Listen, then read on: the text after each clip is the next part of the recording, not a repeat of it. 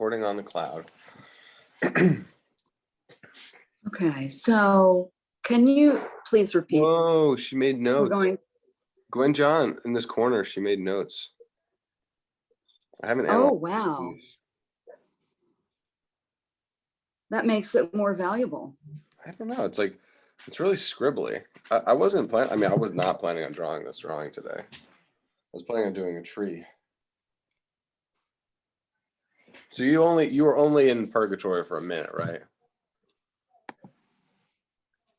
Yeah, Did you talk to Maureen about the lesson this morning? yeah, Did she she was like it? totally into it. Yeah, Good. yes. She wouldn't have sent that to you right away if she had not. Oh, that's very insightful too. Yeah. So could you please repeat? We're writing something from last week that we're thankful for and something in the future to look forward to. That's a good way of putting it. A goal. Okay. Yeah, I'm basically just showing what Ooh, we're just giving I'm just saying wow. we're giving gratitude, a little gratitude, like making a little list of things that acknowledging our blessings or the good things that have happened, positive things, and then some goals for the week that we'd like to see come true. These are a various set of lobster tails. It's a long story. I can't get into it. This is Kristen's birthday present, which I've bought already. That's And beautiful. her birthday's not until next month, so I am thankful for that. That just happened. And then my parents are going to San Francisco, so I'm going to make them have a safe flight. Trevor, I just wrote that for my parents. They're traveling tomorrow. See, that's amazing. Yeah. Except I couldn't do the airplane. I just wrote it. I'm using personal symbols. Then you can invent a code. You can invent your own, code for, like a mini visual language. All right, so that's good. And then my nephew, who's in the womb right now, Oh, he is. I'm gonna, make a little. oh, look at that baby. Is Oh that cute? my gosh. That is little baby. That's so accurate. That's little baby Isaac. And then I'm gonna make sure. Is he more He's nice and protected. older? If he's What? just under 8 weeks, that's the right size. A little less than No, I think peanut. I think he's a lot older. I think he's a lot older. I think we're like Okay. finished with the first trimester or whatever. I'm gonna put a. Got it. I can still put a little safety net around him. Ooh, I like that. Like a net, like a safety net. So that he stays. Yes. That's a good metaphor. So see that. Yeah. I'll see that through. We'll see that through 9 months. So I'll do 1, 2, 3, 4, 5, 6, 7, 8, 9 months, and then we'll make it for. How many decades should he live? 10 decades. So this is a decade. And we'll multiply. Oh, wow. We'll multiply that decade times 10. So he'll be safe for 9 months, and then 10 years, or then 10 decades, and then after that he's on his own. He's on his own after 100 years. I can't save him then. 1, 2, 3, 4.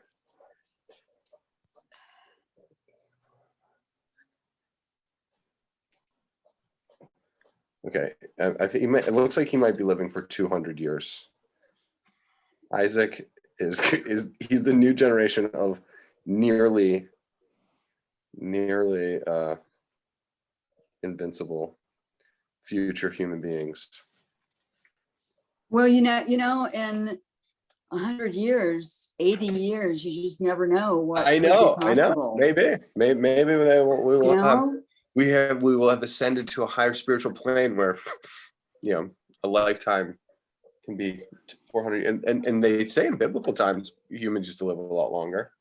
Wasn't Noah like 900 years old? I don't know. No, I don't really? know that well. There are some stories in the Old Testament of people living very, very long, and I don't know what they are. There are biblical characters. I think it was, I forget who was the longest lived, but I know there was one who like never died. It wasn't Jesus. It was Methuselah, I think. Really? I think so. It's nice to hear your voice, Mr. Messick. Thank you. Mhm. Yes. All right. Well, it's 4:33, and I've already planned over 200 years into the future for my nephew Isaac. If I'm not his godfather, there's going to be trouble. No, I'm just kidding. All right, so we'll do 2 more minutes on these, and then you can, you know, we don't have to share them or anything. These are kind of private things. I was fantasizing about this tree earlier, and I think we can get it. I think we can get this thing done. It's pretty erratic. It's like it's a little erratic, and looks like we're gonna have to do it in 2 parts, which I think will be fun. Unless you want to do the dandelions, I feel like dandelions are too vague. The tree is gonna be like straight up, like no nonsense. It's just like it's like good old fashioned drawing, and I think we'll be able to do it quick, and it's good to drive it home. And then the only other thing that I would request about the tree is that you just kind of get out into the world and draw and like draw trees. Trees are like the best things to draw, and especially when I give you once you get a experience sketching a couple trees, you know, based on methods from masters. You know, you can't. The trees cease to be intimidating, and I think you just have to. Yeah, that's, Would you agree, Stace? well, I was just going to say that was absolutely the case for me.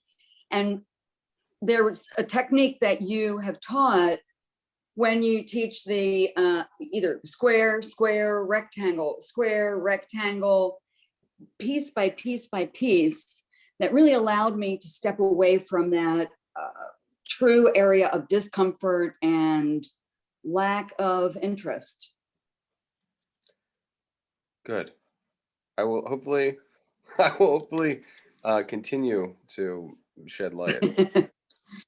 Ooh, I like the idea. I haven't introduced any concept of light in this picture. All right, I'll do a moon, new moon. Oh, he will be alive for many moons. And then the sun. New crescent moon here. Cycles. All right, yeah, I can do this all day. Is everybody pretty ready to go on to the next phase? Unless you have like a huge long list. You can always do this on your own. First thing in the morning.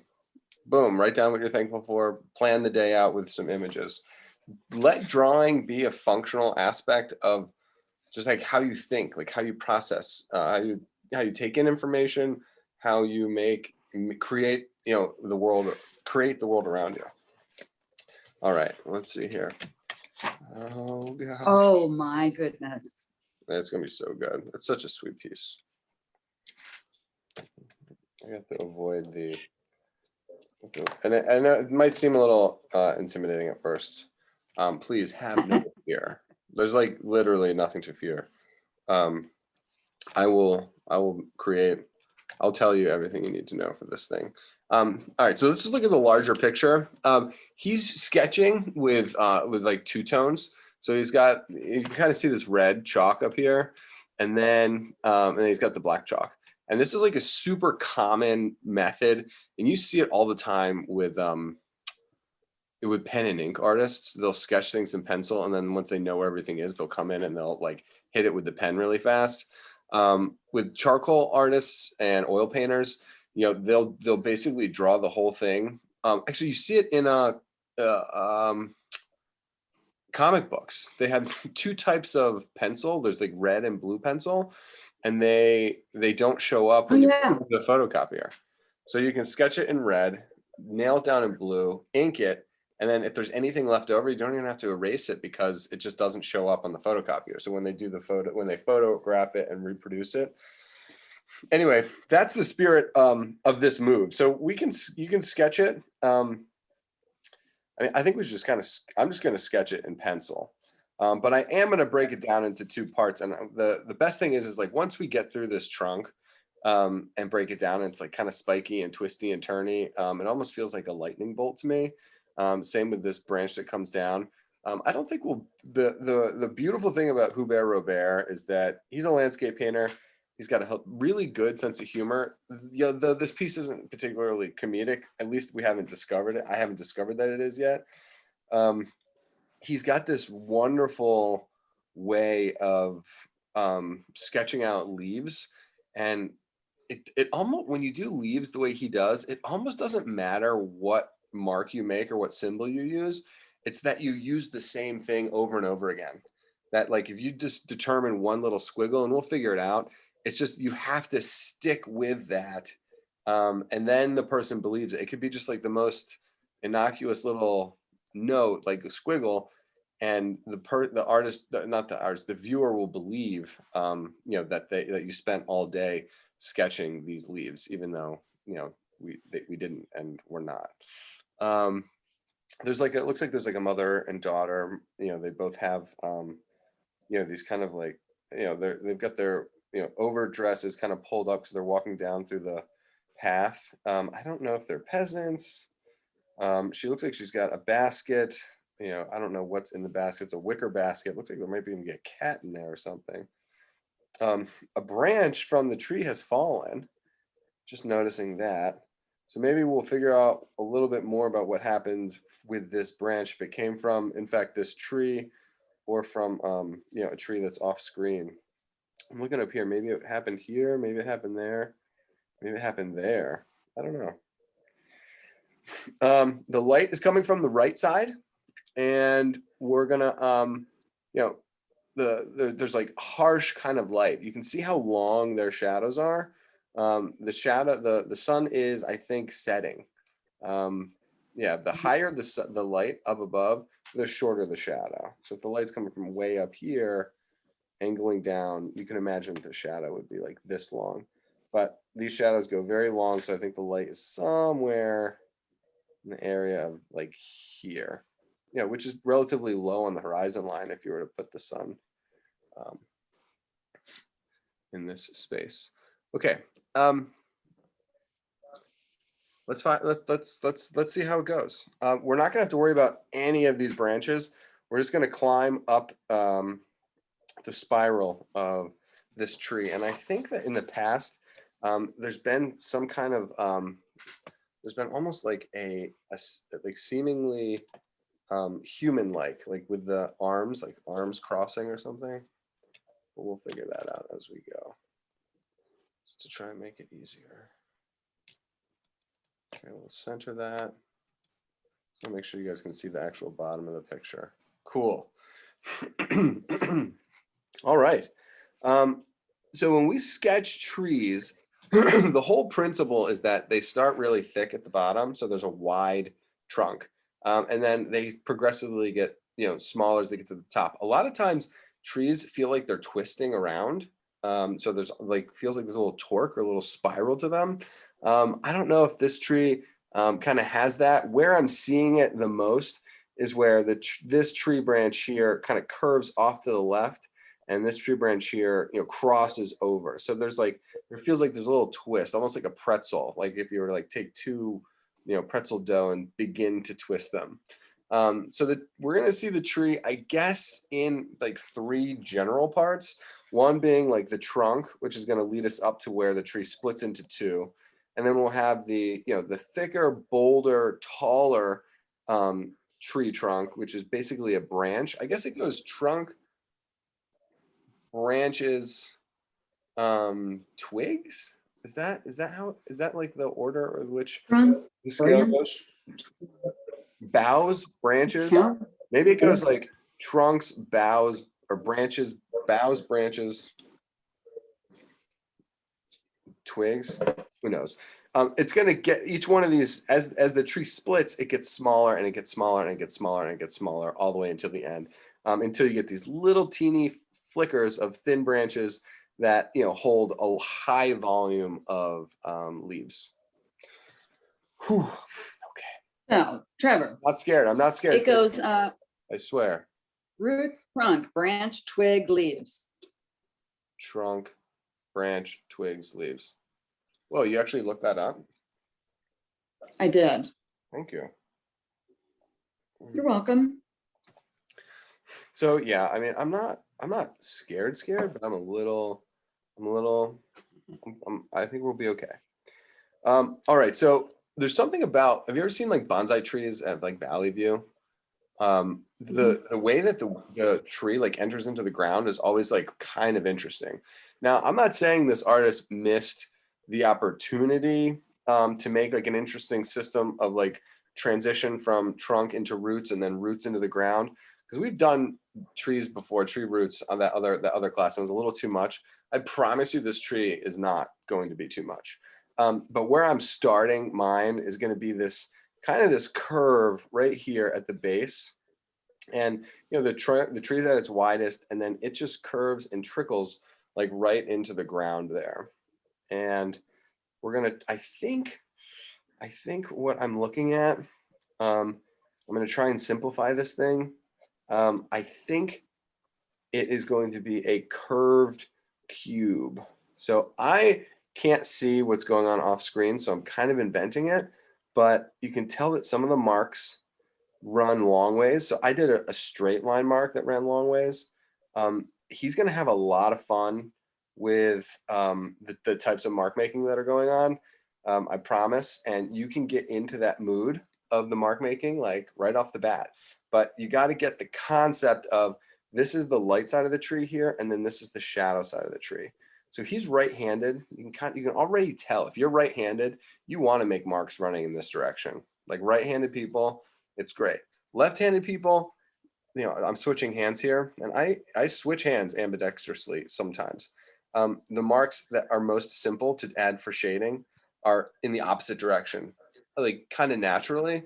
But you can always tell a right-handed draftsman, especially if you're right-handed, because if you want to add a shadow, look at the shadow. It's just like boom, boom, boom, boom, boom. Like it's so easy. Hubert Robert is a very fast and gestural type of artist. So he makes deliberate marks, but he makes them quick. So I want us to be aware of, as we're sketching this, there's two traps you can fall into. One is by using zigzags instead of parallel lines. So I'm just going to try and demo a little bit over here. These are zigzags, and they are filled with like a lot of energy. You use them when you want texture, when you want attention.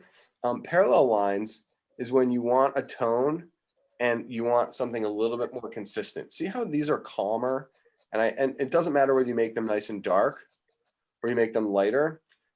They have more unity. There's like a vibration and a disruption when you use the zigzags. Yeah. So just be aware of how he's using straight lines. This background, see this background right here? The background of the tree where he has this light mist, those are all parallels. Those are not zigzags. Where he's shading the side of the tree where it's a texture, he's using zigzags, especially in the ground, especially in these shadows. And you can start off with parallel lines and then trail off into zigzag. Anyway, I just want you to, I have to point that out. I'm going to ultimately make my trunk a lot smaller so I can fit everything onto the page. And I only really have up until here. I guess I can zoom out a little bit more. So in order to get to where the two branches are broken, I'm going to break the tree down into 3 parts. So I started with the part what I consider to be the most obvious, which is like this curving section where the tree goes into the ground, and then it fans out, like I would say like kind of aggressively wide. And then the bottom of the picture is faded off, but you get the look of roots. And I'm attempting to create the look of roots, and then there's ground plane, there's like roughage. You see the roughage down here? That's the other branch. Mhm. And whether, you know, the roughage is up here or back here, or there's rocks or something, the artist has to make some kind of distinction between the roots going into the ground and then the ground. And in this case, I'm going to use these spirals, and the spirals will stand for the trees, and we'll be able to separate the marks that I'm using for the tree trunk itself. Something tells me that, yeah, I love this texture in the length of the tree. What I was saying is that something tells me that the artist does use some shading. Look how dark it is back here, Mhm. and it's smooth dark. I'm into it. Okay, so I broke the tree down into these two parts initially, which is the edge of the tree being curvy, almost like in this bonsai tree fashion, where there's an aggressive turn and it interestingly enters into the ground. And to be honest, it occupies this like lower left-hand corner of the picture. If I show you the whole picture, this is the bottom. You've got some, you know, rocks down here, and, you know, branch and a path. The path leads up here. You've got the people kind of framed out by the edge of the tree and these tree branches, and then the rock and the path itself. So the people are kind of nicely framed by the landscape. This tree is taking care of this, you know, lower left-hand side of the picture. It's not that that's going to help our drawing at all. It's just, I'm just making that, you know, that part be, you know, bring into our make you aware of it. That's all. Now, this is where we're getting into the first very interesting section of the picture. It looks as though there's like, have you ever seen like diseased trees where it looks like they have like huge warts hanging off the side of them? There is Mhm. some kind of textured variant going on in the tree. So if you look at the curve of the tree, there's this beautiful S curve. Like, my God, how did I even miss that? So there's the bottom part of the S, and then there's the top part of the S before the branches split. Like, absolutely incredible. So right above here is where the branches are going to split. So don't draw this. I mean, you can draw this if you want, but I'm just showing where the branches are splitting. It's like the artist was like, okay, that's a beautiful part of the tree, this S curve, but it might be like too consistent. It's like too powerful of an S curve. So the Hubert, and by the way, the artist is named Hubert Robert, and it's like it's pronounced that way. It's spelled Hubert, Hubert, Hubert Robert, Robert. So like it's I call it this like fancy French term. But I mean, maybe some of his friends just call him Hubert. An artistic name for an artistic guy. It's kind of, I kind of, yeah, I've never known a Hubert. I feel like I've heard of a Hubert. I've never known one. I have an uncle, Herbie. I don't know if his Robert- given name is Herbert. Is it Herbert or Hubert? Oh my God, it's Herbert. Is it H-E-R or H-U-R, Stace? My uncle, Yeah. well, his name is Herby. I guess it is Herbert, Herbert. I think they're just kind of old-fashioned names, that's all. But this, I mean, try to bring into your mind memories of a tree that has had these kind of warty growths hanging off the side. And you know, it's, you know, I'm showing there's the right side of the growth and then the left side up here, and there's some like deep ridges of the bark that run through it. And it's almost as if he put it in there, but he kind of wanted it to calm down. You know, he didn't want the whole piece to be about this like weird, you know, growth. I think we're going to remain really consistent where like the right side of the picture is light, and the left side is going to be darker. So, ladies and gentlemen, get out your, you know how they say, ladies and gentlemen, just start your engines like for a race. Like, get out your tortillon. Like we're gonna do some blending here. Um, and blending does the trick. It's just, it's a time saver, it's a unifier, and you can always go back in and work an area after you've blended it. So most of the times you do have to go back in and blend these areas. I gave up the habit. I gave up my addiction to erasers. It took me a while. It took me a long time to break the addiction. And when I say addiction, I almost mean it in like the true sense of the word. The only thing I've ever really been addicted to is coffee, and that's not even that bad.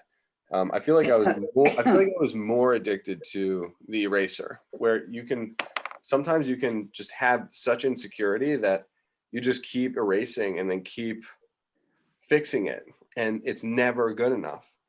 And what I had to deal with my own art was that there's going to be variations in terms of my observing nature, my studying other painters, and I'm going to have to like accept the fact that like my deviations are acceptable, meaning they're within the range of reason.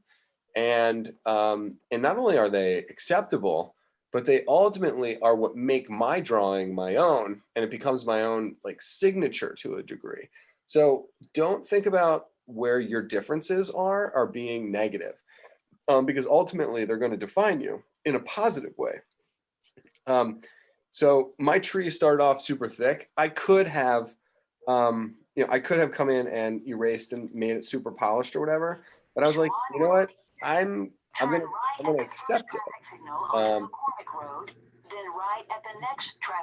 Stace, is that you? No. Oh. Okay, thank you. No worries. Whoever that was okay. I have to plug my computer in before we have an incident. Stacey, do you remember when my computer died that one day? I remember. And everybody thought I got abducted by aliens. But really, it was just the computer that went out. All right. We were all so grateful. I'm gonna accept a little bit more space. And I think I'm gonna have to make my branches get a little bit smaller. So there's two ways to go on this, and I think I'm gonna go I'm gonna start with the one that's in front, just because I think it's harder. And I think we might learn a little something from it. So I'm going to do the one that goes up and to the right, and then we'll let the secondary branch occupy the left-hand side of the picture. So we'll gauge our second branch by the first branch. And I just wanted to get the trunk kind of cooking, in the sense that I wanted to figure out what kind of textures I could put in here. I wanted to get through these three major forms, possibly even consider a little bit of the background. There's a little bit of ground plane here, with the background. There's like the edge of the path. Then there's like atmosphere back here. It looks like there's a couple rocks or something. I just wanted to be able to see,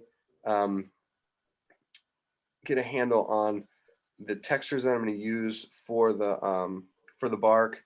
There's a couple tick marks in here, just kind of analyzing. There's 3 marks in a row, a couple marks, then a squiggle, a light squiggle, a little dark horizontal, like I'm just kind of analyzing really intensely what is inside of here. So I'm not trying to draw the entire tree at once. I'm just trying to kind of develop a sense of what to anticipate throughout the rest of the picture.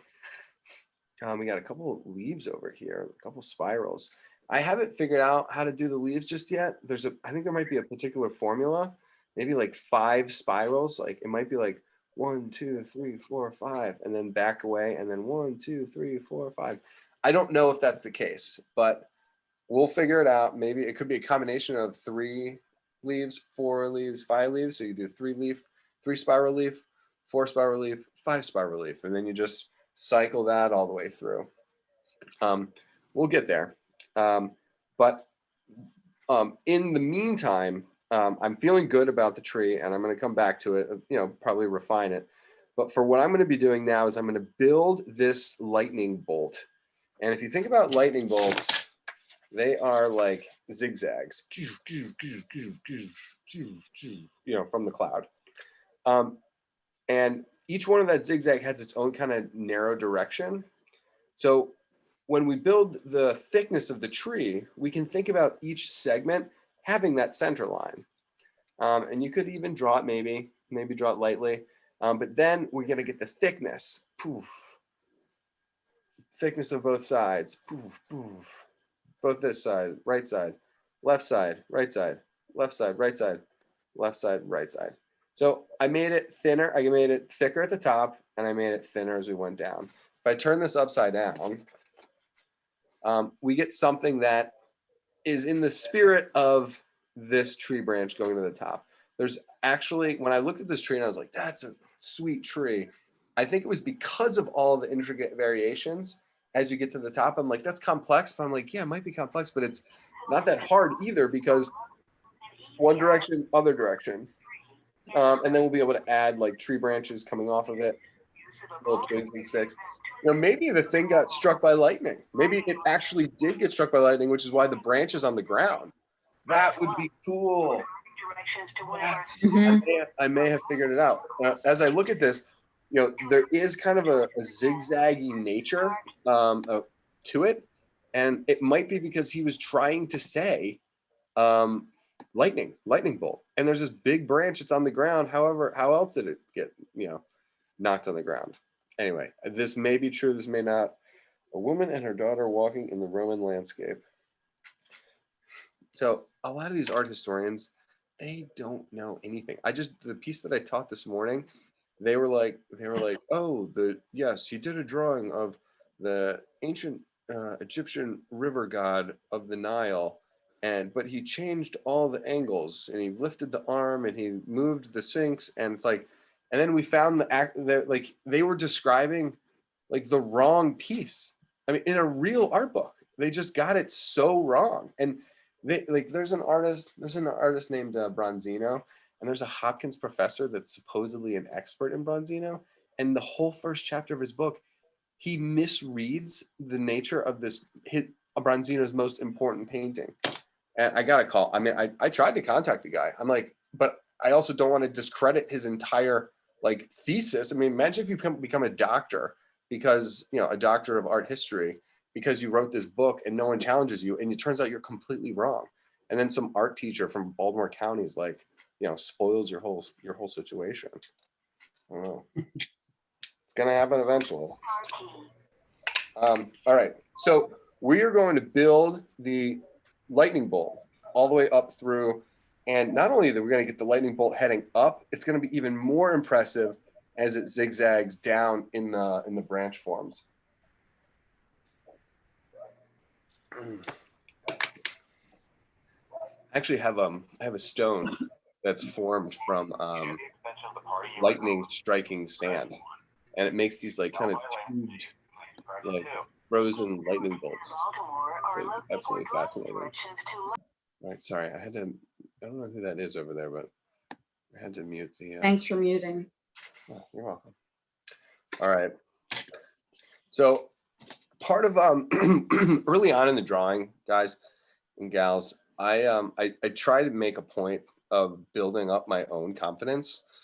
It takes courage and it takes knowledge. So when you don't have, a lot of times if you don't have courage, it's because you don't have enough information. You don't have the knowledge you need to go and solve a problem. And of course that's fearful, because like you're setting yourself up for failure. So by honing in on like a small part of the picture, and developing like a confidence with a particular set of content, can give you can accumulate the knowledge, accumulate the information, in order to confidently go into the next phase.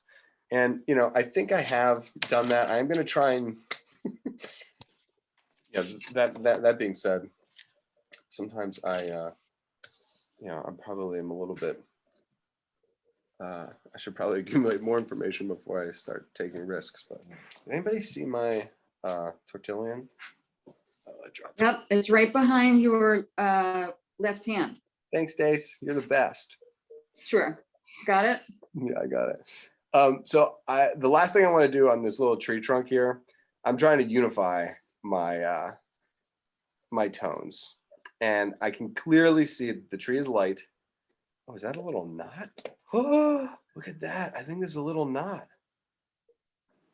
There's like a little opening. I wonder if someone, you didn't shade it, but maybe someone lives in there. I'm gonna put a little owl. No, I'm gonna make a woodpecker, pileated woodpecker. I'm gonna shade the background.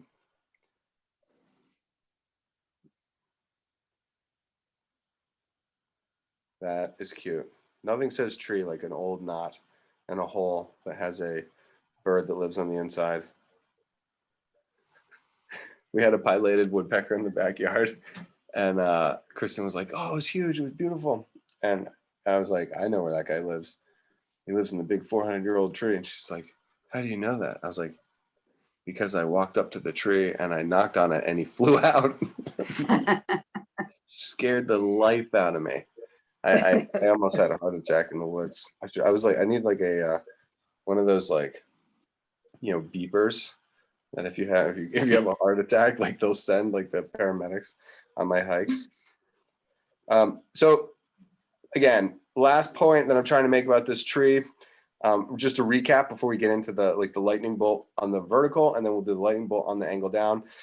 The tree starts off curvy, a little bit blocky, meaning we got a light side, got a shadow side, and we're dividing it kind of into two, meaning there's this darker left side, lighter, and then maybe we do have a little mid-tone gray transition in the middle. And you can do that either with your blending stump, the tortillon, or you can just do it by accumulating marks and generating tone and shade with with your pencil mark making. You can figure out how to shade. Good. And honestly, the more you work on stuff, the easier it becomes. That's just like one of the fundamental principles, and that should be the hope that makes you always want to keep working and keep making art. Is that it really does always the piece always gets better 99% of the time, and then you get better unless you get tired. And then when you get too tired, then of course, use your judgment and stop. Because you also don't want to like make mistakes and have to redo work. It's less important when you're drawing and more important when you're painting, because painting costs a lot of money and it takes more resources. Okay. All right, team, here we go. I'm going to do 2-dimensional shapes where I see them, and I'm going to do 3-dimensional shapes where I see them. And you're going to get into the spirit of how this thing zigzags. And I need you at one point to like almost detach yourself from what it is you're actually seeing. So we'll start staying true to like kind of copying it. And then you can kind of make your tree go in its own kind of direction where your tree wants to grow. And I'll show you what I mean by that. So we've got 2 new trees. So if I like, where's the little piece of paper? All right, so if I just like take my Post-it note and kind of cover up the part that we've drawn already. This is the dumbest thing I've ever done. Okay, hold on, that did not work. I'll use my my new X-Acto blade. All right, so the X-Acto blade is covering up part of the tree that we just drew. So what we have is almost 2 separate trees that are smaller. There's one tree that's in the front, and that's the first one that I'm making. So let's give him a solid trunk. So you get the left side, you get the right side, and then we're going to get the the blocky middle, and it looks like there's a little hole in that as well. So there's one, and I really want you to like not even think about the little one that's on the right. And then we'll come up on this side. So it turns the corner. It's turning the corner. And then we get the next kind of identifiable moment. There seems to be like a knot in the tree right here. Do you see that dark circle? We'll do the dark circle. And then we're going to curve to the right. And then it starts to straighten out. Straighten out. Then we look like there's another branch. There's a hole that has a circle around it. That there was some kind of like growth. I'm gonna try and zoom in on this part so you can see it. So that's what I'm going for right here. There's my little. It almost looks like a mosquito bite or something. Then there's this next passage, and then once it starts to angle up to the left a little bit with some like squiggly background, then the tree splits again. We get a secondary split. So we're going to shoot off to the right kind of aggressively. Think about it like a Y. Shoot off to the right. Like a Y. Shoot off to Oh, the like left. the letter Y. Yeah, like the letter Y. Yeah. I just had a moment there. You can, have you ever like I don't know what I'm getting this like whip idea. You know, like this here, this branch like curls up and then bends back down, curls up and then bends back down. The second tree goes. Cool. We'll come back to that later. Then it splits off the right side of the Y, and then so he keeps doing these things with these like left side, right side, and then a hole. And then it climbs up a little bit more, angles a little to the left. Got this little tree branch that little spike, and then at that spike, that one branch got broken, so then it's gonna angle over to the right again.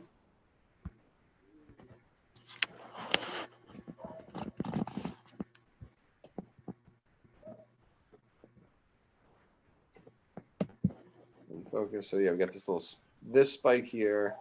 Is this spike here? And it angles back to the left again, back to the right again. Then we got a swollen portion with a hole in it, and then it splits again.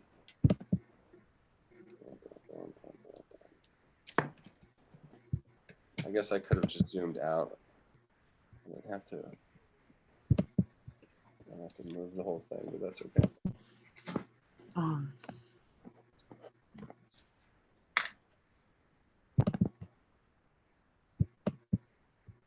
So we got one Y, it lightning bolts up to the top, and then we're gonna get a second Y. And I think we should kind of stop there.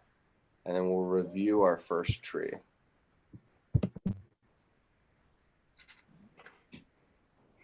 Cool. And when I say the first tree, I actually mean the second tree. Because the first tree was the main trunk.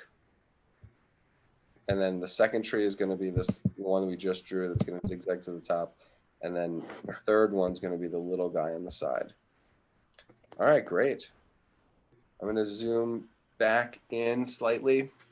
And I think we should start to tone this thing. We don't have to do any of that. Good. When I say any of that, I was talking about like all these branches down here. We don't have to worry about any of the branches. We're gonna like do what we did with the tree trunk. We're just gonna do it with this portion of the tree. So we got the right side, and it's just gonna be like kind of a repeat of what was happening on the trunk. So we're gonna shade the side of the box of the beginning, and we can get a little bit more creative with our mark making. And there's a thing that I always talk about. It's like theme and variation. So the theme is that the whole tree is made up of bark, and it's made up of wood. So the wood grows vertically, and it's got bark on the outside. The left side of the tree is shaded. The right side of the tree is in light. So every single section of this tree is going to be made up of bark that's going to be either light or dark. And again, I'm not trying to like oversimplify it, but if you try to keep it simple in your mind, left side of the tree in shadow, right side in light. If you try to keep it simple in your head, then it can free you up to make fun and interesting marks. There's these things called bracelet lines, which make like tubes. So they kind of like a bracelet line. So you have like a long thin cord.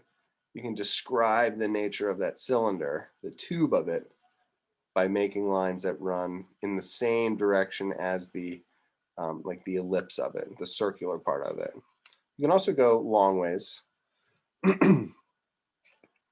But if you make it really smooth, it's going to look like a metal cord. If you make it rough and textured, it's going to look like a tree trunk.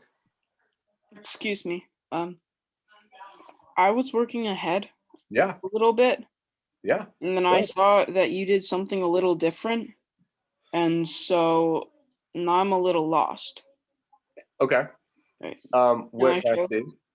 Let me see where you're at. See if I can reel you back in. Nice. I don't know if it's possible for. Let me stop the share for 1 second so I can look at it larger. Everybody, just give me 30 seconds on this. All right, let me pin you. Just because I really can't see it, but it's kind of light. Okay. Pin. Okay. Whoa, great. All right. So where you are, Mr. Messick, and everybody, hopefully you guys can see this. He's really silhouette heavy, which is kind of what you want. I've been focusing on the texture, like in the bark and stuff, and almost de-emphasizing the silhouette of the tree. And the silhouette lines will save you. They're going to be really good. So, I mean, I guess I would maybe the silhouette lines that you have up on the branches as you moved ahead that don't have any leaves on them yet. I think maybe you just like bring them down into the trunk. And then as we sketch this, you can go in and add some of the texture and the light and the shade. Would you agree? Where were you getting confused? I'm not sure. I just got to a certain point where I didn't really know what to do next. Okay, good. Well, does anybody else want to show while I still have it on break or on hold? Julia, can I see what yours looks like so far? Yeah, so I was in a watercolor mood today, and I don't nice. really know how to do watercolors, so I don't know why I was in a watercolor mood.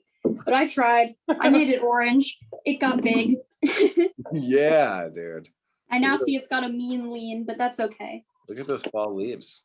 When that dries, you can come in with darker colors and like refine the drawing if you wanted to. Anybody else want to show? No? Okay.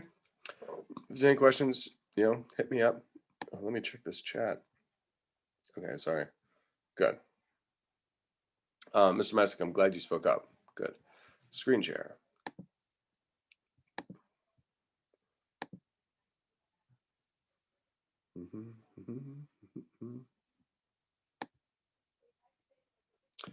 All right, so what you've got, Mr. Messick, is you've got basically a coloring book, line drawing, and all you need, I'm doing the line drawing and the coloring almost at the same time, kind of because in my mind it was kind of complicated.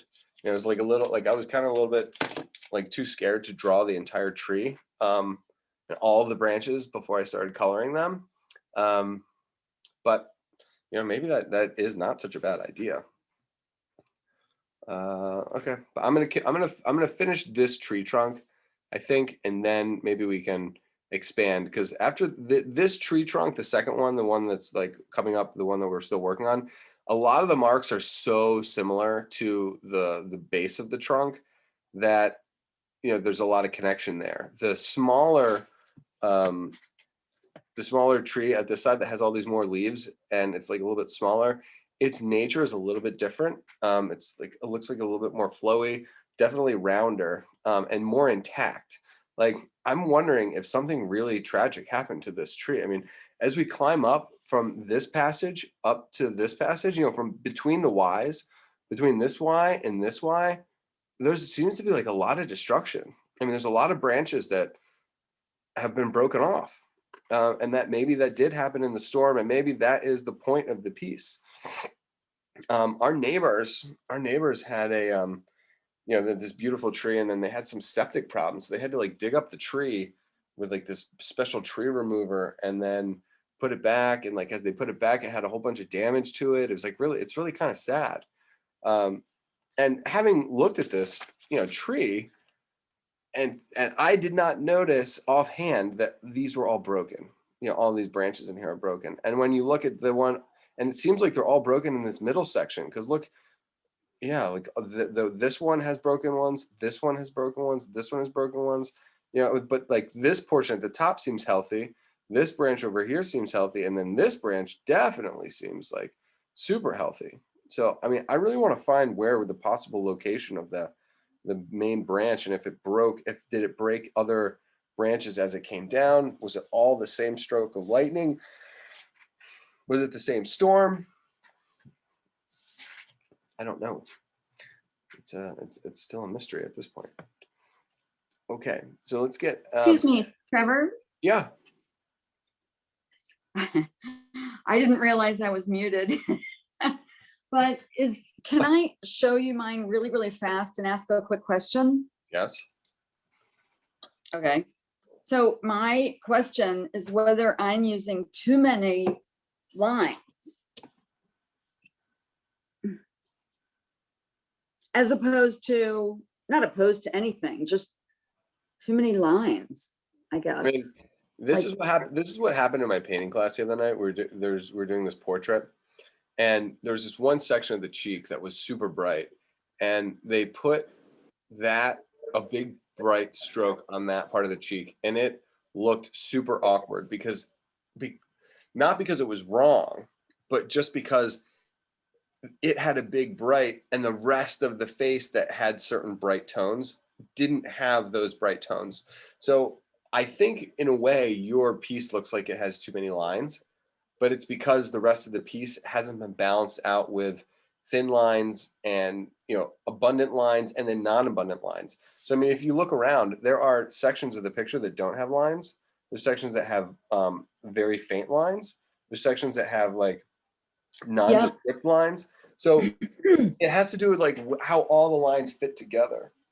Okay, The answer is your sense that there's too many lines is probably on point, but once it's in a larger context, and you've addressed all of the parts of the picture, I think it will not feel like that anymore. Okay, thank you. And I see that now. Okay. I mean, I clearly see that. Good. I'm glad. Thank you. You're welcome. All right, I got this tree on the side. All right, I'm going to do this coloring book thing.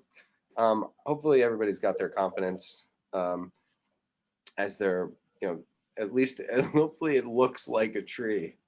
It doesn't have to look like this tree, but you want to, and even if it doesn't look like a tree yet, once we add the leaves and some of the smaller branches, its nature should kind of come through. All right, look at all these spiky branches that got damaged. I'm kind of thinking almost about the violence of whatever the event was, whether it was lightning, whether it was a storm. But in a way, you almost want to infuse.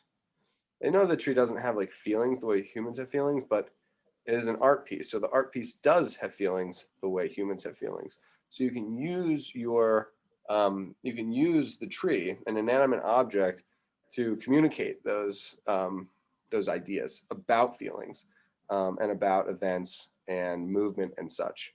So I'm thinking about it at whether the drawing itself is infused with those feelings and emotions associated with a big shocking event. I can remember we were like storm watching. We were on my front porch at my parents' house when I was a little kid, and we were watching the storm come in, and it was raining really hard, and it was like really impressive, and it was really beautiful. I was like 10, and all of a sudden the lightning bolt struck the front yard, and it was so loud, and it was so bright, and it was so scary that it shook everything, and I actually spontaneously started crying.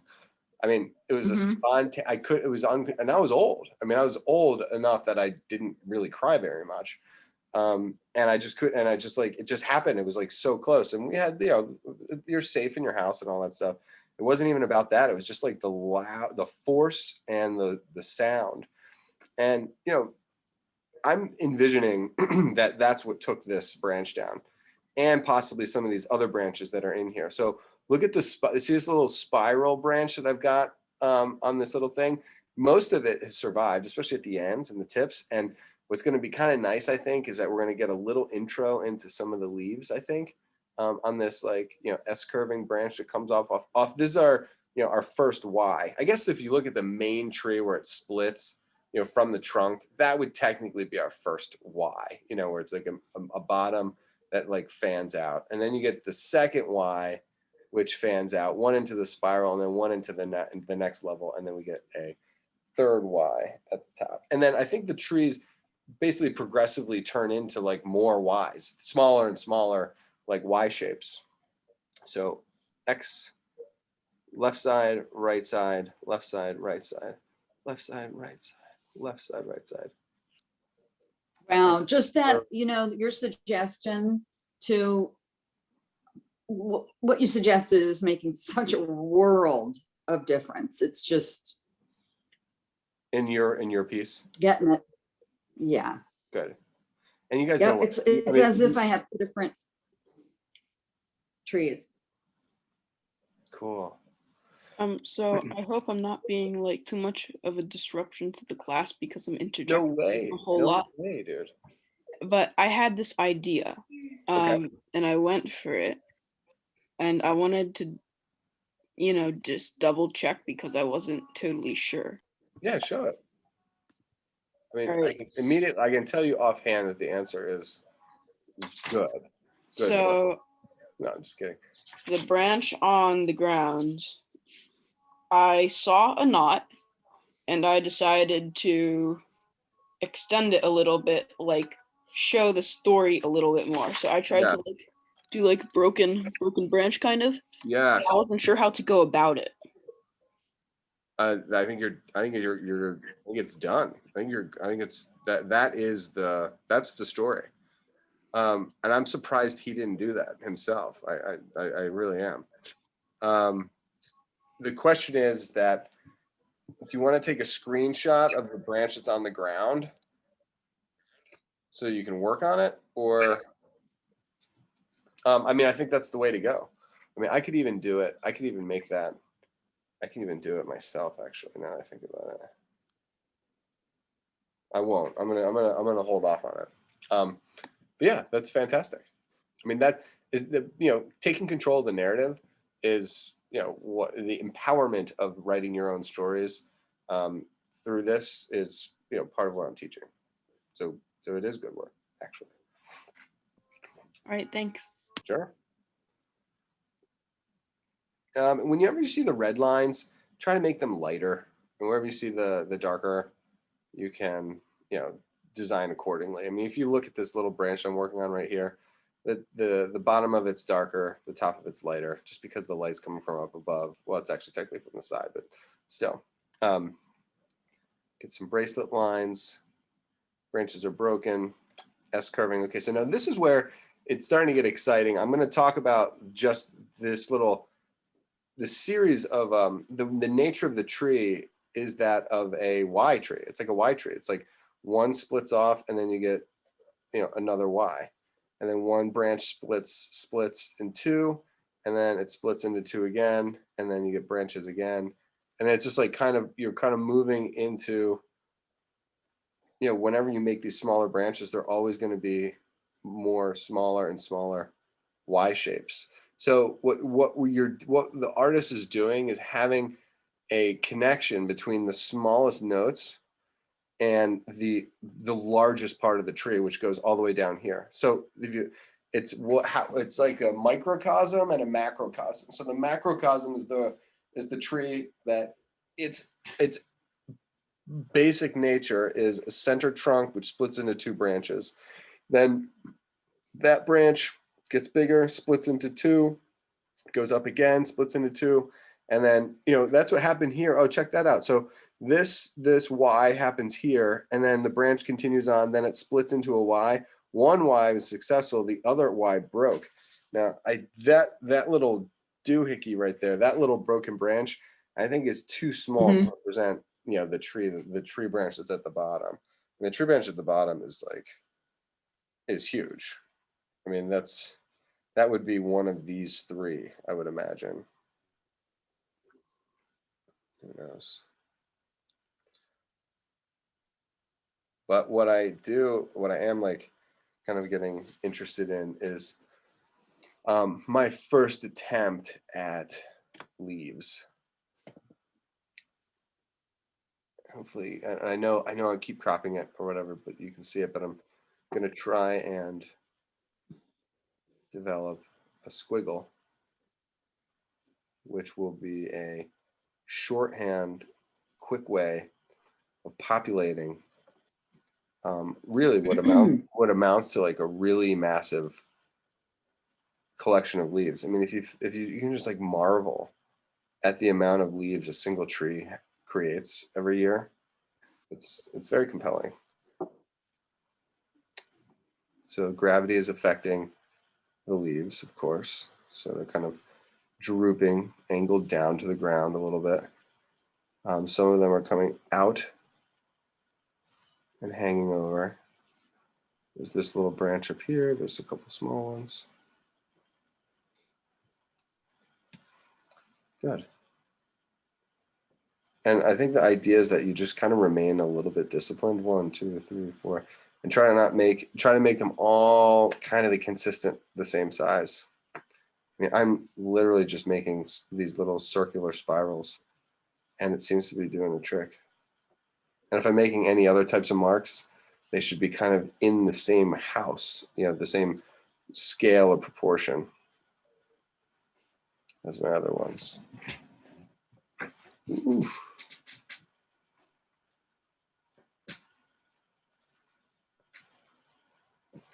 And I have a feeling that, once you get the branches, then populating the branches with leaves could be really kind of therapeutic. You could sit there and be like, this is going to take forever. Or you can be like, this is going to be a really nice way to spend 20 minutes.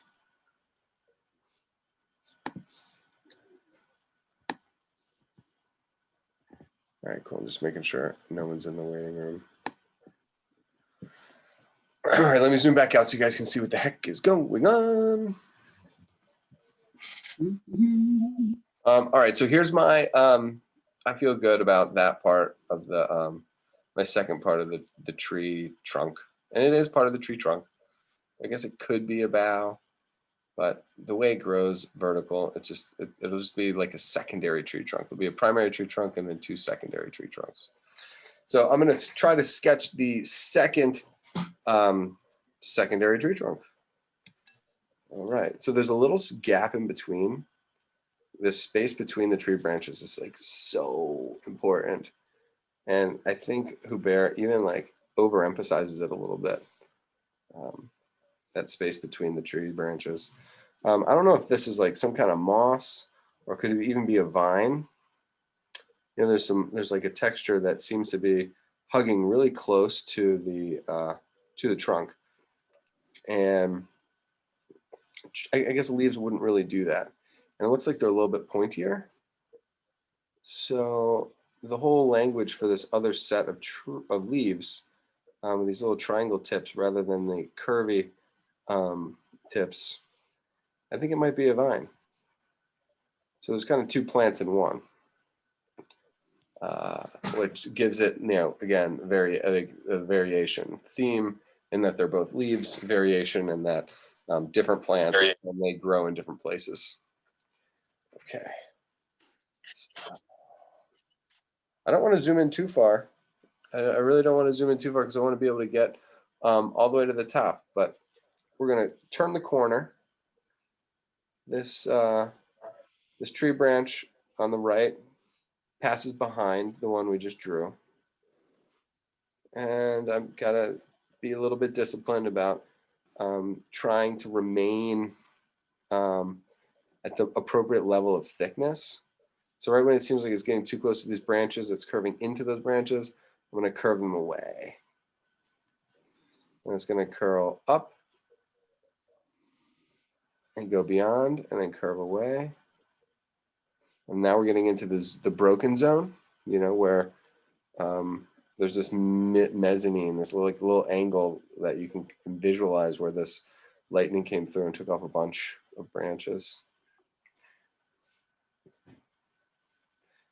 Okay, cool. So it looks like there were some attempts at splitting off, but getting into the nature of the tree being a series of Ys, this is a split. So we got one small one and then another small one. So that's our first Y. It happens on this tree. And then as it comes up the right side, we get the next Y. And then it's going to wiggle up. And we get another Y. Ooh. Maybe that was a try. And then it wiggles up into the corner.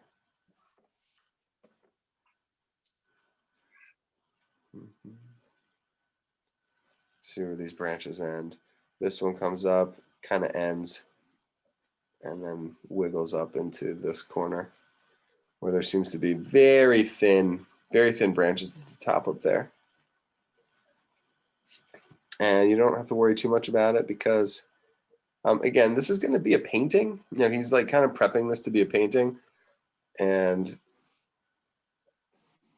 the way that he draws the leaves and defines the leaves is going to be very much having to do with the color and the texture of the paint. So he's just kind of finding a stand-in for the leaves just temporarily. And the drawing phase is just a temporary state of the painting.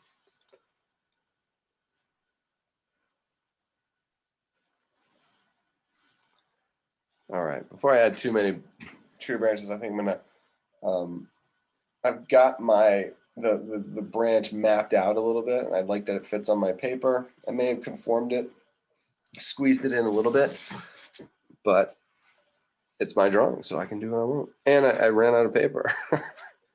So the inspiration can often be born from necessity. Oh, nice. Here's another little knot, like perhaps a branch that got taken off. Got some interesting textures, some bolder silhouettes. And after seeing Mr. Messick's, not in this past time, but the one in the beginning, it really was kind of a revelation to have, to be bolder, maybe even just about the silhouette, just going, attacking that silhouette and not necessarily focusing directly on the texture of the bark, the variation of the marks. I'm going, in my mind, I have both things actively going on. It's almost like I have a lens where I can put on glasses and I can think, okay, look at Hubert's marks. And I'm just going to copy what his marks look like. And then there's another one where I'm like, what does a tree look like? What is the branch doing here, anatomically? And, you kind of have both. You kind of keep, I'm going to zoom in again so we can have a better look at the this like sidebar branch and some of those leaves. I think it's not fair to not get a closer look at those leaves because the marks are, in the end, pretty small.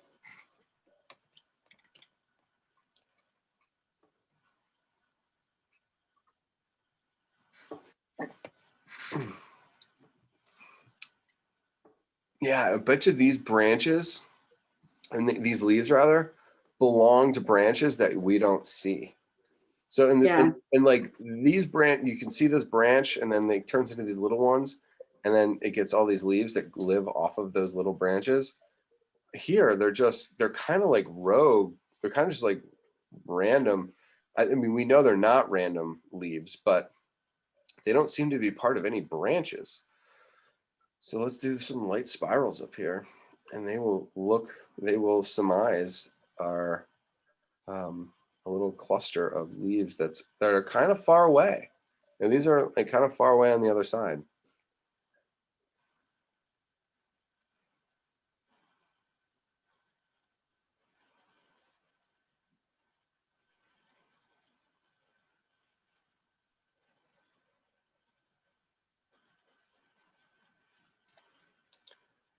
And if he came up with a way to make leaves look good really fast, it's like more power to him. You could spend more time on the leaves if you wanted to, or you could make it even more general.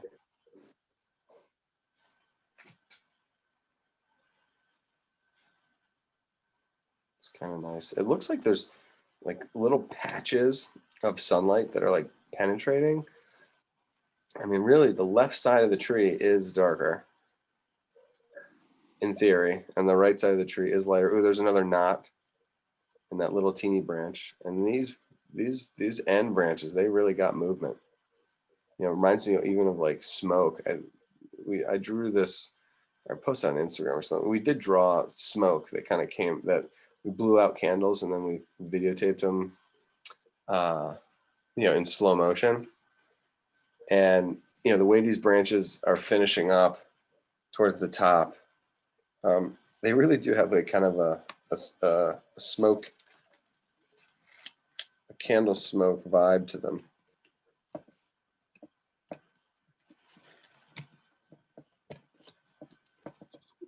Probably my favorite one that we've done. I think it was last year. That was like smoke / cloud related. Was that one mountain with the smoke that was like curling around it? I forget what it was called. Wasn't it one of the Mount Fuji ones with Hokusoi? I think Oh yes, that was it. I think it was the Hokusoi. That was Remember like those big hardy clouds?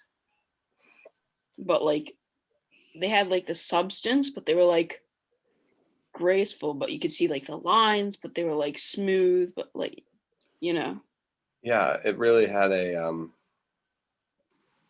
it was almost a paradox because the marks were so like defined, and almost the silhouette was so defined and like heavy, not heavy, but like they felt ephemeral even though they were boldly silhouetted. I guess that's, I'm trying to talk my way through it, but you're right. Getting these different materials, you're giving your materials to look like different substances is part of the game. You know, it's part of the art making game.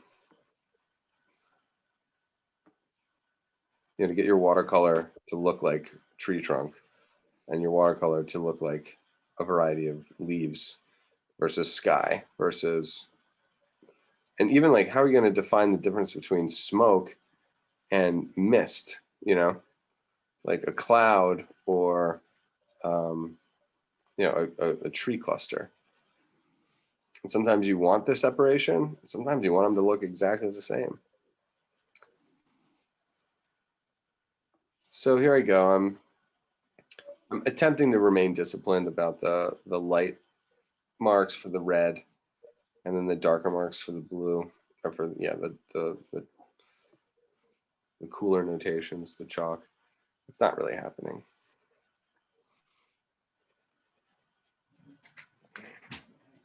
I'm getting accustomed to my my interpretation of his code for leaves.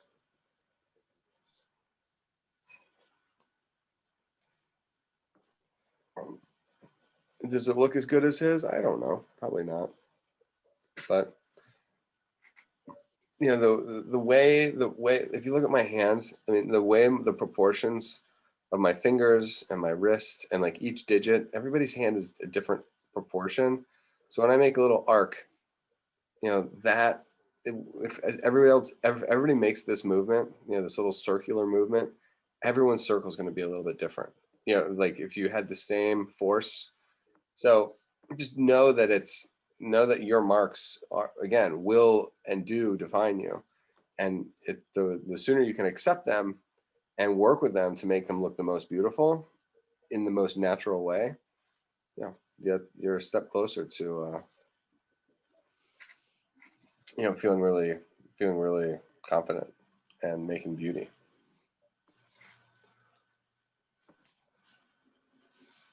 All right.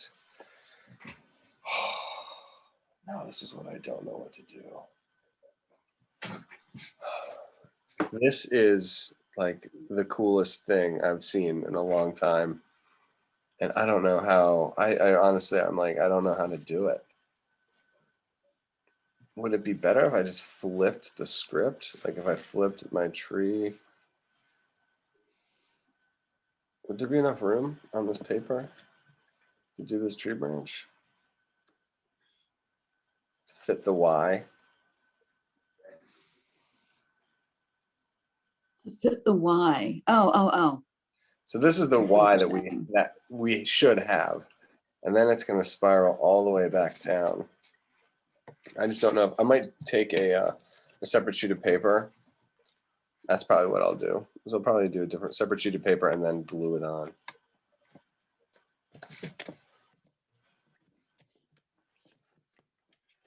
I don't want to not do that branch. And with what we've got so far, we should be able to do it pretty darn quick. Because if you think about it, it's smaller, less branch, and a bunch of leaves. So I'm gonna keep all the branches in there. I'm gonna lose a little bit at the top, but watch how quickly we can do this one. At least how quickly I can do it, and then if then we'll send. I'll email you the video. You can watch it over and over again.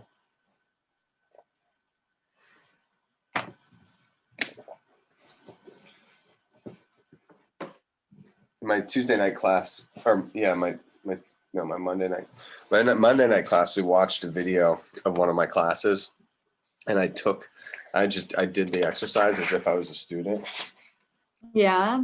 and it went really well. Turns out I'm a pretty good teacher. Yeah, I heard that. I read that somewhere as well. In the Baltimore Sun. Several places, actually.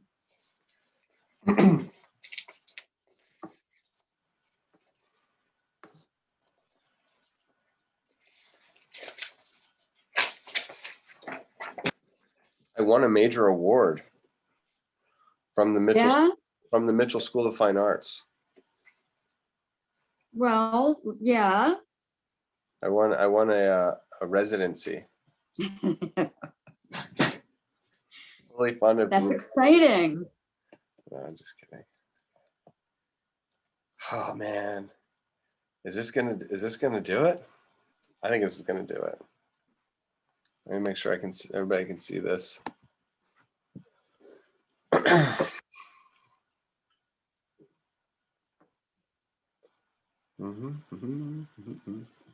All right. Well, I have to fit mine. I have to fit all these leaves. You see all these leaves up here? I see them as an egg. Or what else could they be? What else could this shape be? It could be that's like the bottom. That might be the top. This is the very bottom. This is the arc at the top. Maybe it's just an oval. Here's the bottom. It'll come up into these branches.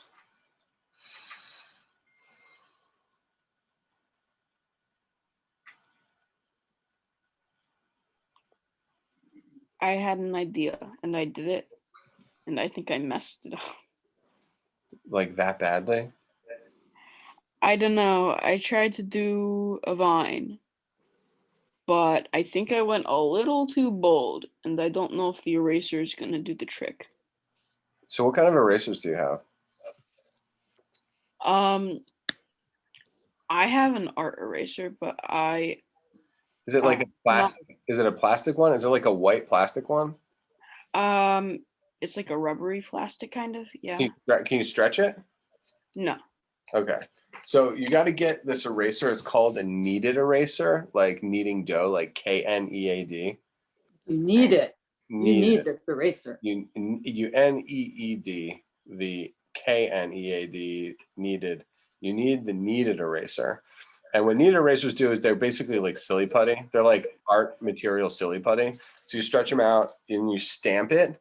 You know how you use silly putty and you can like pull up the newspaper and you can see like the letters, you know, and then you can stretch it and stuff. It's kind of fun. This functions the same way. Like you press it on your drawing and you pull it up and it pulls up. It doesn't change the marks and it doesn't bring it back down to the raw paper. It just pulls up the pigment that you did little by little. And you basically just like stamp it. And it'll keep the line because it's a correct line. It's a true line. It just needs to be lighter. So that's the good part. Mhm. All right, ladies and gentlemen, here we go. I have no way of knowing whether this is going to work, but see that where I'm coming off of the screen here, I'm starting from that same point. So I'm trying to create the first Y.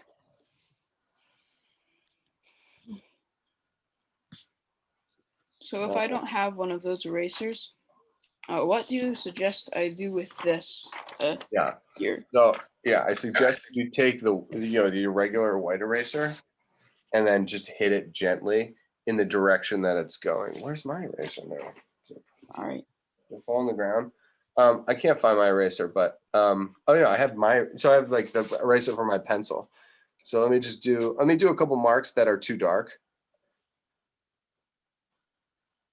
And I'm thinking both branch and lightning bolt here as I'm doing left side, right side. This is the first Y. It's nice and dark.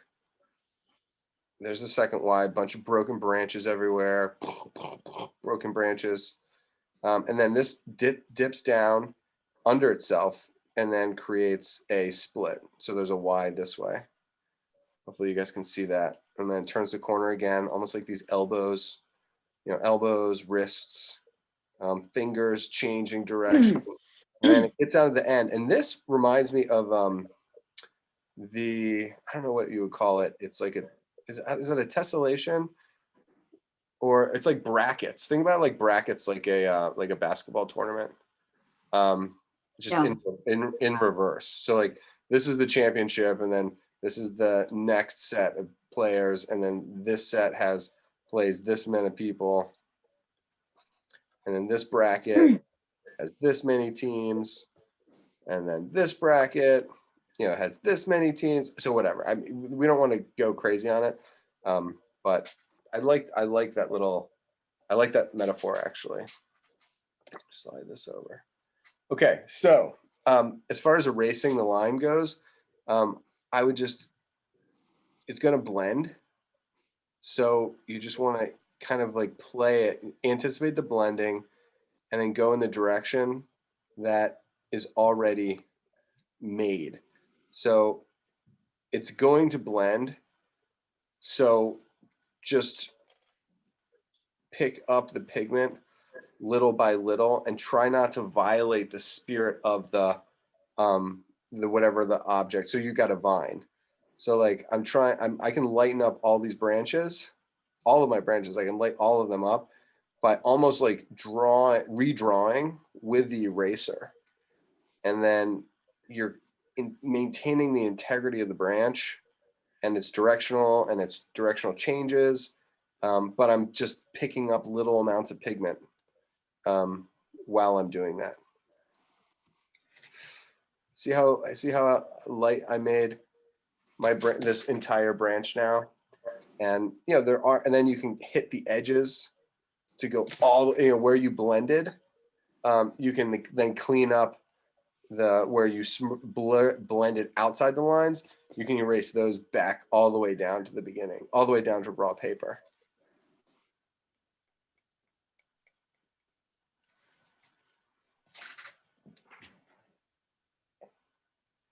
So you maintain the drawing,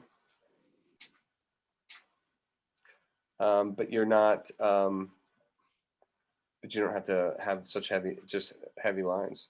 It's just a little sloppy because of because these pencils are designed to erase down to nothing and not gently blend. they're calibrated to erase this completely. And I think that's a real advantage. And the kneaded eraser is designed to pull up the lines lightly, and each one is effective. So I'm reinstituting my my tree to its proper boldness, and I'm using the lines that were left over as like guidelines. So I'm actually improving on the nature of my tree branches, because this is essentially my second time through.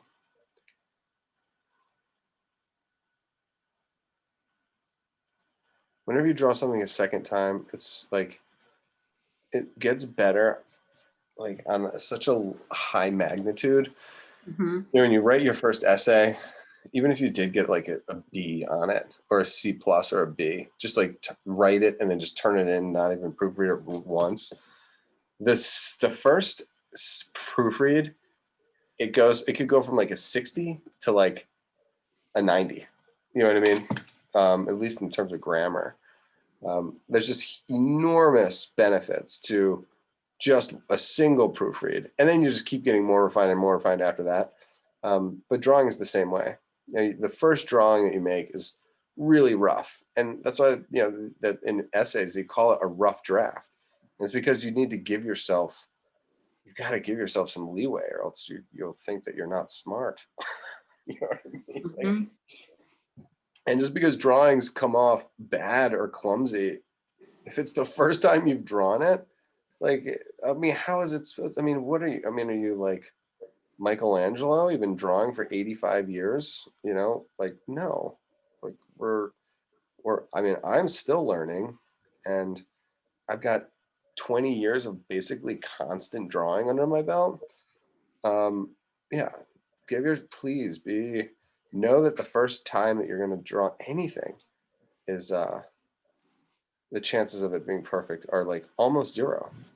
But when you work with pencils that are easily adjustable and fixable and improvable, you can hit it again on the next day and make it better. Which is a really encouraging thing. And oil painting is the same way. Um, you can layer oil paint over and over and over and over again, and it gets better each time. And that's why it's so forgiving. Pencils are so forgiving because you can erase them. Oil painting is so forgiving because you can adjust, you can manipulate the wet paint while it's on the surface, and you can, when it dries, you can paint right over it. It's really, actually it's a little bit expensive, and it's a little bit dirty. You kind of have to have like, you know, painting clothes, and the brushes can be a little bit pain to clean. But as far as actual painting and like how easy it is to make a pretty oil painting, it's pretty easy. And especially if you have drawing experience, all the frustration that people experience with oil painting, I've been teaching it for 13 years, 14 years. All of the problems, I'm like, there's almost never anything wrong with the paint. Paint is inherently beautiful. The problem is their drawing. I mean, it's like, if you can't draw, if you don't know the parts of an eyeball and you're trying to paint an eyeball and you can't draw an eye, you can't draw an eye, you can't paint an eye. Sorry.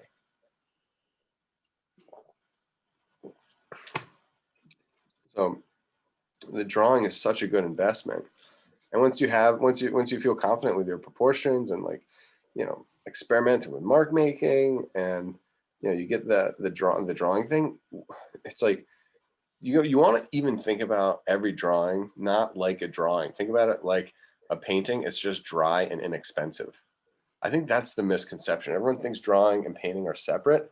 And then Degas went as far as to say that, you know, painting is just drawing with paint, which is true. But in another way to say that is drawing is just painting with dry medium. So they are in fact like all of the same concepts. It's just it's super clean. But I mean, I'm making textures in these leaves, with my pencil. If I were painting it, I would be making textures with leaves with my paintbrush. And more importantly than that, I'd get to have a beautiful color mixed into it. Whoa, these are getting fun. These are like left side, right side, left side, right side. This reminds me, the leaves are almost like a lightning bolt as well. They're kind of zigzagging down. I don't know if it's a lightning bolt or if it's like almost like a waterfall. I'm feeling a waterfall vibe. And those look like all the leaves are staying the same size, but the clusters, the concentration of leaves are changing. So the concentration of leaves are heavier towards the top of the branches. And then as they get close to the end, the leaves don't get smaller, really. They get more infrequent. Wow, look at that. That's something. I'm having fun. Thanks for going on the ride with me, y'all.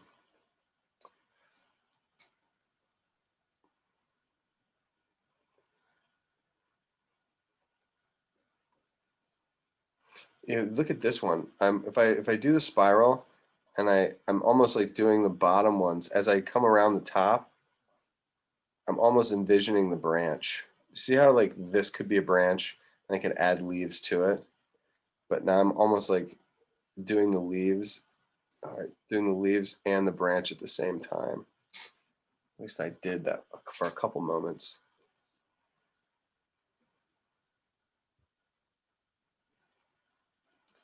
Can't do it again. As soon as I said I was doing it, it moved. Trevor, Mm-hmm. I don't want to hog your time, but can I ask you a quick question about mine? Yeah, you're not hogging anything, Stace. Um, I mean, and everybody, if you guys have a question, the chances of somebody else's question being the same is like basically 80%. So by asking a question about yours, you're really just helping another person. So Stacy, you should definitely know that. thank you. Mhm. I feel like I Hold really on, really need, quick. I don't know if you saw this. I looked at the clock. I said there was 1 minute left, and then you see what I did up here? I started rushing. Look at how Oh. horrible that is. I rushed. I took my attention away. I'm not hungry even. I mean, if I'm hungry, I'm gonna make mistakes like that. It's just I might be a little tired from drawing a lot, but like that, I mean, that's what you avoid. And when that happens, I'm just like, all right, I'm good. I'm done. Like you have to know yourself, and it's good to push yourself, but like, listen to the signs, and that is a sign. Okay, Stace, I'm listening. I'm gonna. well, you know what? That's part of what I was gonna say. Like, I feel like if I make any more marks, that I have to stop. That's what I'm thinking. Yeah. Okay. So you're saying you just want to stop.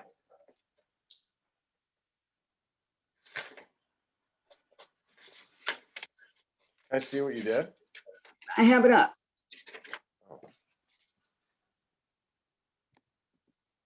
Whoa, cool. What's in that corner? What's that green stuff? Is that from yesterday? Oh, That's your That's- Pokemon? yeah. Mr. Messick, your brother, he really likes Pokemon.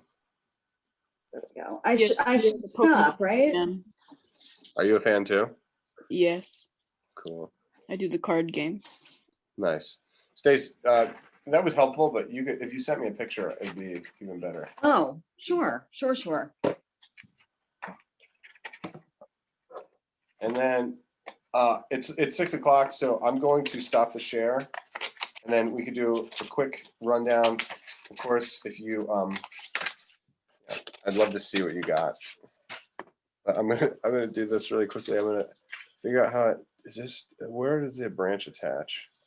Is that the branch? Oh no, it's all the way up here. Whoa. That is not very good. Well, it's not the worst. Oh, wow. I did it in Hey, that looked good. I think it did look good. I had some insecurity Yeah. for a second. I think I made the branch a little bit too large, but it's in the ballpark. Yeah, that looks good. All right. Well, that's my final. That's where I think I did get tired and I was rushing at the end. But man, that's a cool tree. I mean, I feel like I'm happy with the tree. I might have to erase all this nonsense over here and then redraw it on my own time because I think this might be a keeper or a framer. All right, Stace, I'm going to stop the share. Will you just hold yours up one more time? Mine? Yeah, Sure. I'll pin you. I feel like I don't have enough difference at some points between the tree or branches and the leaves. It kind of melts together at some points. Okay, there it goes. You're up. Oh my gosh, they look like grapevines. Stacy, that is so beautiful. You totally made it your own. Oh, Do you feel like you've been able thank to you. do you feel like you've been able to do that more in the last like year or so? Yeah, Yeah. Yeah. Like you're able to input your style on everything. It's so good. like I also knew I didn't have the energy to do all of the tree, All of it. Yeah. all of those branches. Yeah. I'm a psycho. I just try. I mean, I try hard. I may go a little too much. But yeah, Yeah, but it's you fantastic. can do it. Miss Foley, can I see yours Thank you. or whatever you're working on? I'm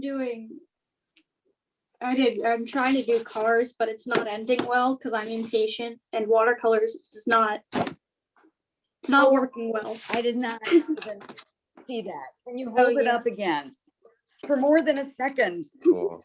I mean, it really does look nice. Thank you. They did smudge, but I would recommend like looking at an artist named John Singer Sargent. He does watercolors. You can also look at Gwen John, GwenJohn. The thing about watercolors is that watercolor is really beautiful, but when everybody starts watercolor, they know so little about watercolor that they can't tell if the mark they made is right or not because it looks so different than pencil and looks so different than acrylic. You're like, is this good? Like, I have no idea, so by looking at what watercolor looks like, if you want to make watercolor, just don't try to copy other people, but just get a sense of what a completed watercolor can be. And it's way easier than you think. I mean, watercolor is a very intentionally fast way of painting. It's like artists would use them to travel. So they would if they didn't have photography and they couldn't bring all their oil paints and they wanted to use a little bit of color instead of just drawing. So they would sketch and then they would hit it with colors and it would be like, 20 minutes, 30 minutes. So it is intentionally a really fast, rapid way of working. So like I'd almost be like maybe make like 3 car paintings and just and let it in that time because you're like it should be harder and then in the end it's not. Okay, let's see, Maya, you want to show yours? I'll replace the pin if you're still there. I didn't do a tree, but I did. One of your characters? Oh, Is that one of your so characters or cute. a character? Huh? Is that one of your originals or is that a pre-existing character? No, it's a pre-existing one that I found on the internet. She looks pretty happy. Yes. Very happy. Her cheek Cool. is so cute. I know. I love it. All right, good. Yeah, Good you can vibes. make these in a certain app. Good vibes. All right, Miss Freed, can we see yours? I don't know if we've ever actually. Let's see. Can we get a little? You got any tree or any art action? You don't have to have done the tree, of course. Whoa. Oh, good. Hold that nice and still, if you will. It's phenomenal. And oh, wait, I want to see that foreground. Oop. Right before this class, my cardinals on my back window were going crazy. That was beautiful. All right, Estelle, let's see yours. So I didn't do anything that we were doing, but I did do like 4 like mini things. Okay. So first one is this, since I wanted to practice drawing hands. Good I thought lord. it was gonna be like an actual hand, but then it turned into this. So You turned into a bloody eye. yes. Can Bloody you eye hand. hold that again, Estelle, and a little further from the screen I read it. and freeze it. I read a Stephen King novel once. Yeah.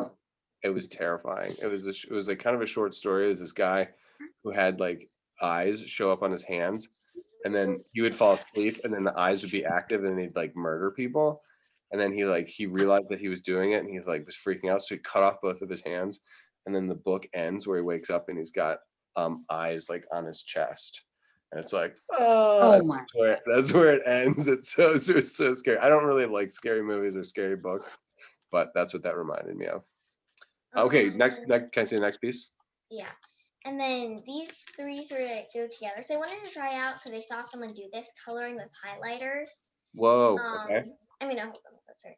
And so I decided I'd do something and not the characters of highlighters. I had some more that I disliked. Yeah. This is number 1. I like her Nice. crown. I like her crown. This is number 2. She's the Hold that a little, yeah, she's, right. she's the brains of Put the that back up. operation. And By the freeze way, it. And then along with this, highlighters. and then this is the last one. Nice. Can you hold up number 2 one more time, Estelle, Yes. please? Nice character development. Thank you. Thank you. I like those colors. All right, Sebastian, let's see what you got. Thank you, Estelle. That was great. I love the highlighter action. Okay, replace pin. Whoa. Oh, nice. That is. See, now that looks So like cool. watercolor to me. I love that it just occupies the rectangle so nicely, and the tones are really subtle. It's like a nice soothing tree. My tree looks like it's like screaming. This is like a very pleasant tree to look at. Do you have any comments? Mine's rather gnarly. I took some artistic liberty. I was trying to copy off of the tree we were doing, but it ended up something a little bit different. Yeah, no, I love this. I love the deviation. I love more the confidence in just breaking off and doing your own thing. It makes me so happy because I mean, in the end, all you have is gonna be yourself and your brain and your and your solutions to problems. And so I'm happy to see you go do that. All right, Nico, can I get a little look? And then Kai, you're next, and then Milana, you're after I that. didn't actually do the thing, so I mean, that's okay. Did you make any art though? I did make art Let's see it. Oh, cool. backwards. That That's is really cool. awkward. It's reading backwards. I'm trying to see it. It looks cool. Or It's definitely, I can tell it looks cooler in person.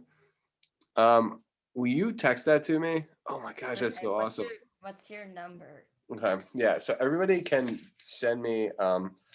It's 410.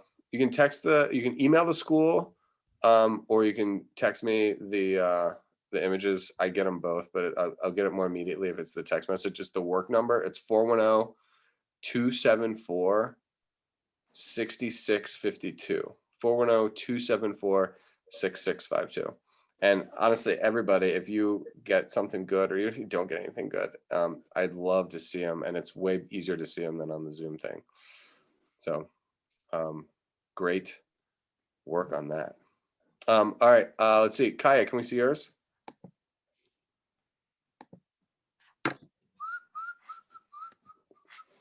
All right, it's almost coming through. You can pass. Milana, and then I think, oh my God. Okay, yeah, that's what I thought. Okay, I thought the figure was leaning forward. I just couldn't see the face because there's no face. I was like, I can't see the face. Yeah, those are sweet. I can't see any of those. Who was up? No, I know. It's Oh, okay. yeah, it's on a Okay. Nico texted me. Gotcha. Milana, Very are you in a position to show? I didn't miss anybody, did I? Oh, missed. Oh, yeah. Holy Okay, crap. hold that nice and still, Milana. Oh, that's lovely.